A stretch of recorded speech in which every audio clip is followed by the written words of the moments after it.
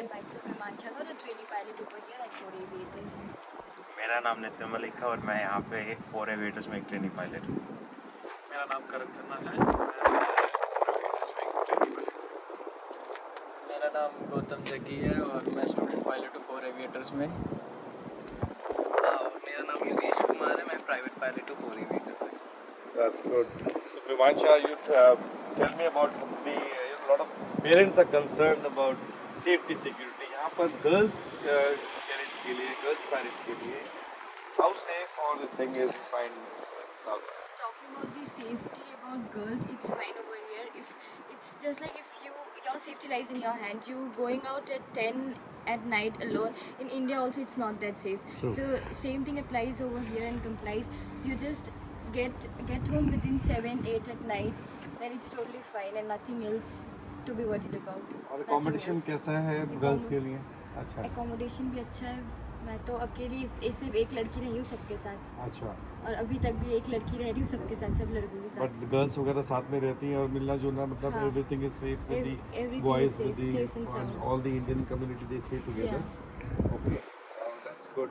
Nitin, how was the training here? कैसी है? It's very fantastic. Okay. Sir, Trainers. yeah, जो exposure हमें इस international airport पे मिला, I don't think so we'll get somewhere else. Yeah, that's one thing is I think India में problem है कि जितनी airfields है हमारी, they are all uncontrolled airfields और controlled airspace नहीं मिलती हमको, cross country नहीं मिलती, night flying के लिए हमको नहीं मिलता, instrument rating के लिए हमको नहीं मिलता. So that's one thing why I chose four aviators is because of the international exposure. That's what I think. What do you say, Karan? और कुछ यहाँ पर trainers वगैरह they're nice. हाँ, like अभी कई नए इंस्ट्रक्टर्स पुराने इंस्ट्रक्टर भी थे, they are very like well trained and they have a lot of experience, like they some around 1,000 hours or 1,500 hours. So yeah, like we just learn about new things when we just go to that international airport and we learn a lot of things. Like in future also we have to do same like this only. So yeah, it's great. Like they are experienced pilots. और एक चीज और है cross country के बारे में like India we don't get this long cross countries. Yeah, opportunities, यहाँ पे yeah. you get about your flyaways or this thing. How is that? That's a good That's a good good thing. thing. फ्लाईवेज बहुत अच्छे, मैं अभी recently जाके आया हूँ, यहाँ से जोहानिसबर्ग फ्लाई करके आया हूँ. 5 days का ट्रिप था पूरा, मतलब क्रॉस कंट्री का एक्सपोजर सबसे मेरे ख्याल यहाँ पे सबसे बेस्ट हुआ है.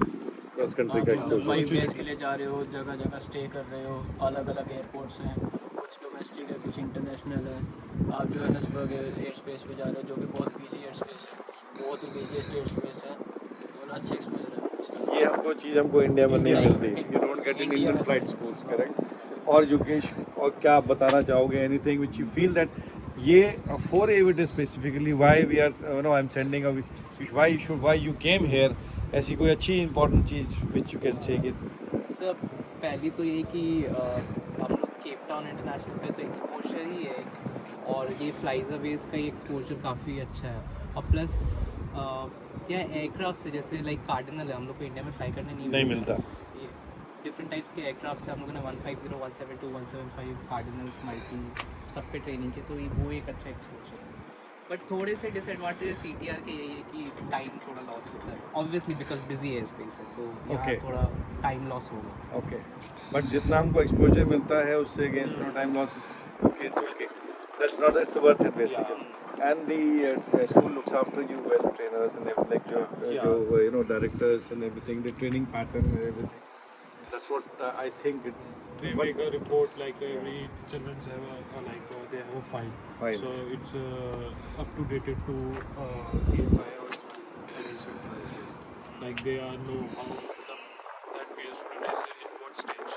So they know about that. All the things. Training पूरी अच्छी तरह से मॉनिटर होती है. Yeah. एंड आपके पेरेंट्स को और आपको गार्जियंस को भी directly I think monthly base पे Reports. ये लोग रिपोर्ट सेंड करते हैं. Reports, yeah. दैट्स व्हाट मेरी जो बात जो हुई हो रही है पिछले काफ़ी टाइम से हैंड से, दैट्स व्हाई सेइंग दे काफ़ी पर्टिकुलर है ट्रेनिंग को लेके.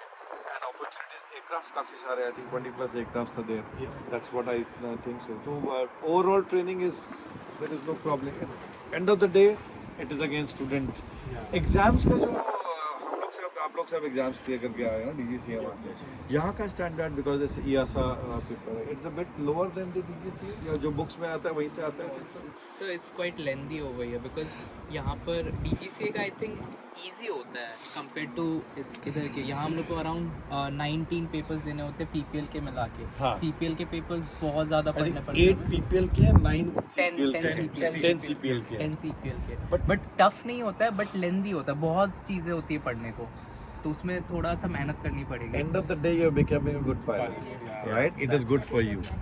That is what it matters. Because यहाँ पर जैसे मैंने जो हम पेपर्स देते हैं यहाँ पे 9 CPL PPL को 10 जो है CPL के पेपर्स लेंदी है, बट इनके जो स्टैंडर्ड है वो लेसर देन दी DGCA, और जो ये लोग बुक्स प्रिस्क्राइब करते हैं उसी में से आता है ना। That's what I was told. हाँ, kind of sir. Kind of. Plus मेरे को सबसे एक अच्छी चीज़ लगी कि इंडिया में हम लोगों ने मेट, मोस्टली सब ने मेट पढ़ के आए, एग्ज़ाम दे के आए, बट एक्चुअल वेदर कंडीशंस किसी को पता नहीं होगा, बट यहाँ पर एग्ज़ाम पास करने के लिए प्रॉपर अंडरस्टैंडिंग मेट की होनी चाहिए, तो वो एक अच्छी चीज़ है जो एक्चुअल फ्लाइंग में पता चलती है। और भी बहुत सारे सब्जेक्ट्स हैं जो हम लोगों ने डिटेल में पढ़ा और एक्चुअल फ्लाइंग में हेल्प करती है।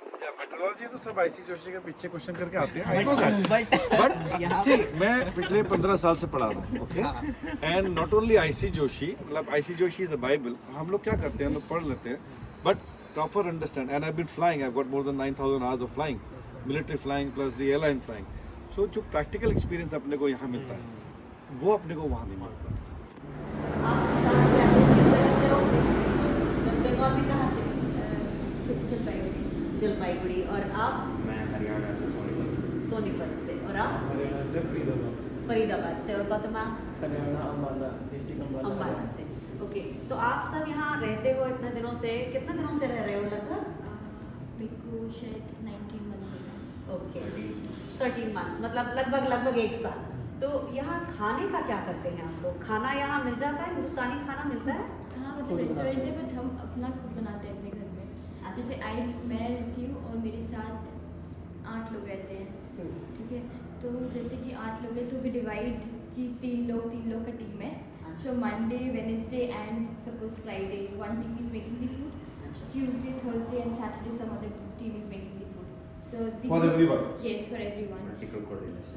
Yes. तो आपके साथ कितने लोग रहते मेरे हैं? साथ 8 लोग रहते हैं, उसको मिला के तो 8 में लड़कियां हैं, लड़के? सिर्फ मैं अकेली लड़की हूँ और सब बाकी 7 लड़के हैं। अच्छा, पर आप अलग से रहते हो, आपका अलग बाथरूम वगैरह सब हाँ, सेपरेट? पहले मैं साथ में रहती थी, बट अब मेरा एक अलग सा रूम है, सिंगल, उसमें मेरा वॉशरूम है और सब लड़के। और सेफ है? आपके जो अपने भारत के सारे लोग हैं वो आपका ध्यान रख पाते हैं ध्यान या आप रखते उनका हैं। ध्यान रखते हैं? और आप कभी उनकी कुकिंग कैसे? कभी थोड़ा कुछ वेट मशीन थोड़ा अप डाउन हो जाता है, वो एडजस्ट करना होता है। ओके, आप लोग भी खाना बना लेते हो? अच्छा, लेकिन यहाँ का इंडियन रेस्टोरेंट है क्या, वो बहुत एक्सपेंसिव है? बहुत महंगा है कि ठीक है? यहाँ के हिसाब से ठीक है, बट कन्वर्ट करो करेंसी को तो थोड़ा और सबसे दिमाग में वही लगता है ना कि उससे पहले लेकिन मल्टीप्लाई कभी आप वहाँ जाके सब लोग इकट्ठा जाते हो और खाना वगैरह खाते हो, एंड वो लोग लुक आफ्टर भी कर लेते हैं आपको।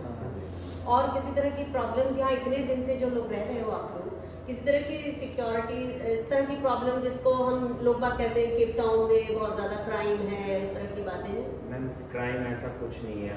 अब कहीं चले जाओ, कनाडा चले जाओ, US चले जाओ, क्राइम आपको हर जगह मिलेगा। आप कहीं 12 बजे घूमोगे, आप रात को 12 बजे घूमोगे। डेली रिपोर्ट्स आती हैं कि इंडियन लाइफ शॉर्ट डेड, वो कोई भी जगह सेफ नहीं है।